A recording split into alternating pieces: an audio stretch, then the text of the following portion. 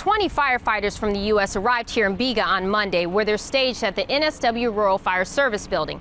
From here, they're going to deploy to all parts of Australia and help families that decided to stay back to protect their belongings. When we were driving up into the community, it was really dark, really smoky. Wind was, in U.S. terms, about 50 miles an hour. And there were ash fallout, so we knew that we're going to be in for a firefight. Bill King and his team of American and Canadian firefighters were called to a border fire in Bega. Winds were shifting and hotter temperatures were sparking fires in the town.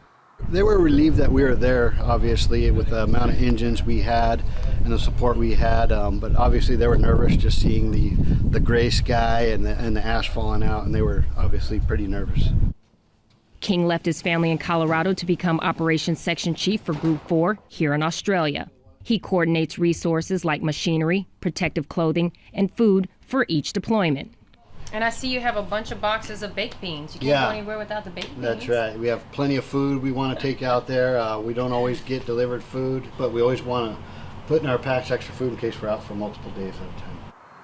It takes several days to extinguish a particular fire. Then it's on to another.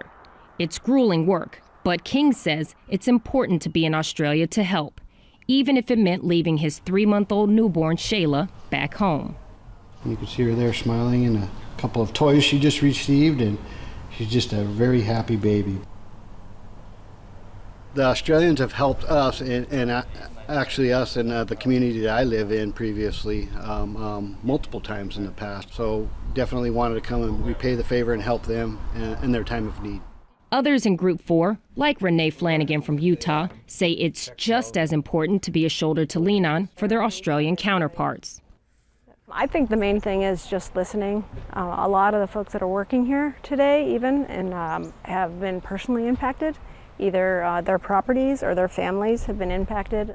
Flanagan has seen many of her Rural Fire Service, or RFS, teammates battle fires during the day, only to return to new struggles at home. I just am so overwhelmed with how amazing they are. Like stories of people coming to work, fighting fires, going home, working to save their properties that evening, and coming back to work the next day. King and Flanagan expect to be deployed until mid-February, just as fire season in the United States will be getting underway. In Bega, Therese Garnier,